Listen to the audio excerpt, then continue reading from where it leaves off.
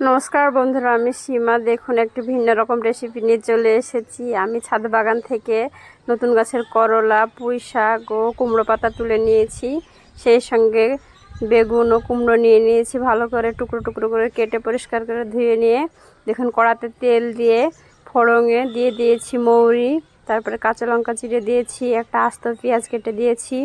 দেখুন, এবার সমস্ত সবজিগুলো আমি দিয়ে দিলাম। আগে থেকেই হলুদ ও লবণ দিয়ে দিয়েছি। ভালোভাবে নেড়ে নেব। সবজিগুলো দেখতে খুব সুন্দর লাগছে। সিদ্ধ হওয়ার জন্য পরিমাণ মতো জলটাও দিয়ে দেব। এবার একটু চাপা দিয়ে দিলাম। তারপর আদা বাটা দিয়ে দেব আর কাঁচা জিরে গুঁড়ো দিয়ে দেব। এবার ভালোভাবে নেড়ে চাপা দিয়ে রাখতে হবে। বন্ধুরা, আমার ভিডিও যদি আপনাদের খুবই ভালো লাগে তো লাইক কমেন্ট করবেন ও বেশি বেশি করে শেয়ার করে অন্য বন্ধুদের দেখার সুযোগ করে দেবেন। দেখুন, কয়েকবার লাড়তে লাড়তেই সবজির জলও মরে গিয়েছে। সবজিটা অনেক সিদ্ধ হয়ে গিয়েছে। রান্না প্রায় শেষের মুখে।